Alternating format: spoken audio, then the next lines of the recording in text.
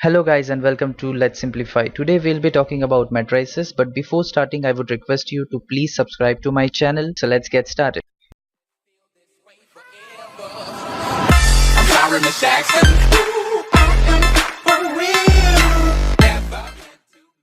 In matrices, first we'll study the definition of it. In mathematics, a matrix is a rectangular array of numbers, symbols or expressions arranged in rows and columns. Okay, तो ये रहा आपका definition जो matrices का है. लेकिन यहाँ पर देखिए डेफिनेशन तो आपको दिख ही रहा है, लेकिन डेफिनेशन के साथ साथ हमें इसे थोड़ा सा एक सिंप्लीफाइड वे में आपको समझाता हूँ कि क्या होता है एक्चुअली matrices. देखिए मैट्रिसेस यानी कि रेक्टेंगुलर अरेंजमेंट होता है, लेकिन वो मैट्रिक्स कैसे दिखता है. देखिए जब भी आप कुछ इन दो ब्रैकेट्स के बीच में लिखते हो, okay, whatever you write inside these two brackets you call it as a matrix. Okay, singular form होता है मैट्रिक्स और प्लूरल फॉर्म होता है मैट्रिसेस. अब इसके अंदर आप क्या क्या लिखते हो? इसके अंदर या तो आप नंबर्स लिख सकते हो, या तो कोई सिंबल्स लिख सकते हो, या फिर कोई एक्सप्रेशंस आप लिख सकते हो. ओके ठीक है, यूजुअली आप नंबर्स ही लिखोगे यहाँ पर. ठीक है, सो 2, -1, 0 एंड 5. ठीक है, यहाँ पर मैंने कुछ नंबर्स लिख दिए तो ये मेरा एक मैट्रिक्स हो गया. मैं एक और मैट्रिक्स बना सकता हूँ जो कुछ इस तरह से दिख सकता है, 1, 0 एंड 2. ये एक हमारा मैट्रिक्स हो गया. एक मैट्रिक्स ऐसा भी हो सकता है, 4, 5, -1, 2, 3, 0, 1, -1 एंड 2. देखिए ये भी एक मैट्रिक्स हो गया. तो ये सारे जो होता है ये मैट्रिक्स होते हैं. ओके, अब इसके बाद हम मैट्रिक्स के कुछ इंपॉर्टेंट टॉपिक्स पढ़ेंगे या फिर मैट्रिक्स के कुछ इंपॉर्टेंट टर्म्स पढ़ेंगे जो हमारे लिए इस चैप्टर में बहुत ही क्रूशियल रहेंगे, बहुत ही इंपॉर्टेंट रोल प्ले करेंगे. तो सबसे पहले हमें पढ़ना है रोज. सबसे पहले हमें पढ़ना है कि रोज क्या होता है. देखिए ये जो हमारा मैट्रिक्स है, ये एग्जाम्पल जो मैंने दिया हुआ है इसे नाम देते हैं ए. ओके, इस मैट्रिक्स को मैं नाम दे देता हूँ बी और इस मैट्रिक्स को मैं नाम दे देता हूँ सी. ठीक है, अब इस मैट्रिक्स में आप अगर देखोगे, इस मैट्रिक्स में मैंने जो ये एलिमेंट लिखे है, जो मैं इधर हॉरिजॉन्टली आपको बता रहा हूँ, ये 2 और -1, फिर ये सेकंड हॉरिजॉन्टली जो मैं बता रहा हूँ आपको 5 और 0, यहाँ पर हॉरिजॉन्टली आपको 3 दिख सकते हैं, यहाँ पर 1, 0 और 2, 3 एलिमेंट्स है यहाँ पर. और यहाँ पर भी आप हॉरिजॉन्टली कुछ देख सकते हो, ये 4, 5 और -1. फिर यहाँ पर हॉरिजॉन्टल वे में आपको दिख रहा है 2, 3 और 0, और यहाँ पर हॉरिजॉन्टल वे में आपको दिख रहा है 1, -1 और 0. तो जो कुछ आप इस हॉरिजॉन्टल वे में लिखते हो उसे आप कहते हो rows. Okay, whenever you write something in horizontal fashion it is called as row. Okay, so these are my rows here. So here also you have 3 rows, here you have 2 rows. Okay, I hope rows का concept आपको clear है. So rows यानी कि क्या, when you write the numbers horizontally. Okay, the horizontal arrangement. Okay, the horizontal arrangement is called as rows. Okay, उसके बाद आता है आपका columns. Okay, rows के बाद आता है columns. तो अब जाहिर सी बात है, अगर rows यानी कि horizontal है तो columns यानी vertical होना चाहिए. जैसे कि यहाँ पर आप देख सकते हो 4, 2 और 1, ये जो आपको दिख रहा है 4, 2 और 1, ये आपने वर्टिकल फैशन में लिखा हुआ है. ये 5, 3 और -1, ये भी आपने वर्टिकल वे में लिखा है. और ये रहा -1, 0 और 2, ये भी आपने वर्टिकल वे में लिखा हुआ है. ठीक है, तो अगर मैं आपके एलिमेंट्स को वर्टिकली रीड करूंगा तो उसे मैं कहूंगा columns. Okay, so these are my columns.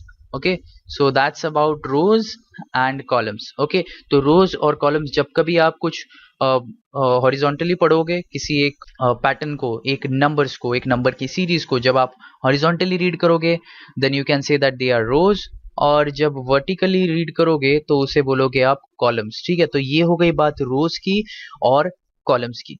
अब आगे बढ़ते हैं हमारे नेक्स्ट टर्म की तरफ जिसका नाम है ऑर्डर. ओके, अब हम पढ़ने वाले हैं ऑर्डर ऑफ अ मैट्रिक्स. ठीक है, अब ऑर्डर ऑफ अ मैट्रिक्स क्या होती है. ठीक है, एक एग्जांपल लेते हैं और समझते हैं इसे. मैंने लिखा यहाँ पर 2, -1, 0, 5 एंड 4, 3. ओके, ये मैंने लिख दिया और ये मेरा हो गया एक मैट्रिक्स. इसे मैं नाम दे देता हूँ मैट्रिक्स एक्स. ठीक है, when you look at this matrix you can see how many rows are there. There is this first row, then we have the second row, and we also have this third row. So I can name this as row number 1, row number 2, and then finally row number 3. How many columns do I have? I have 2 columns. You can see column number 1 and then column number 2. Okay, I have 2 columns, I have 3 rows, and this will help me in defining my order. Order कैसे define होती है? देखिए order को usually define किया जाता है m cross n. Order is usually denoted as m cross n. तो यहाँ पर जो m होता है उसे बोलते हैं total number of rows. Okay, these are my total number of rows. Okay, so my total number of rows will be denoted by m, and small n will denote total number of columns.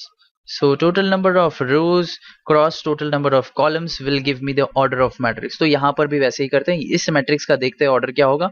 यहाँ पर कितनी रोज है, 1 2 and 3, 3 rows and how many columns, column number 1 and column number 2, so I can call this as 3 cross 2. Okay, I got the order of this matrix which is 3 cross 2. Okay, सो चलिए दूसरा एक example देखते हैं और समझ लेते हैं कि क्या होगा इसका ऑर्डर. अगर मैं यहाँ पर लिखूंगा 2 -3 0 and 1, okay, any random example, और मैं इसे मान लूंगा हमारा मैट्रिक्स नंबर y. यहाँ पर इसका ऑर्डर अगर निकालना है तो यहाँ पर कितने रोज है वो चेक करना पड़ेगा. Here we have first row horizontal and the second row. Okay, so horizontally you can go two ways, r1 and r2. Vertically you can go for two ways, that is 2 1, sorry 2 0 and -3 and 1. So you can see two rows are there, two columns are there.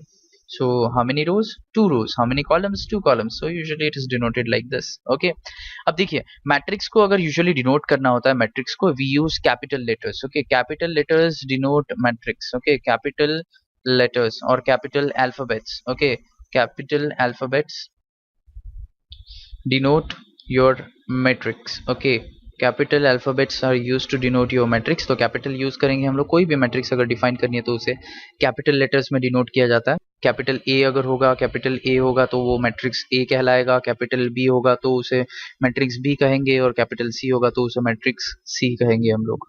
So this was about the total introduction of matrix and what are the terms that we use inside a matrix. Like we have studied the definition first, then we studied what are rows, what are column, and what is order of the matrix. In the next video we'll be studying about the types of matrices, and then we'll start with the algebra of matrices. I hope this is clear with you. If you have understood this, please subscribe to my channel. Let's simplify. See you soon in the next video.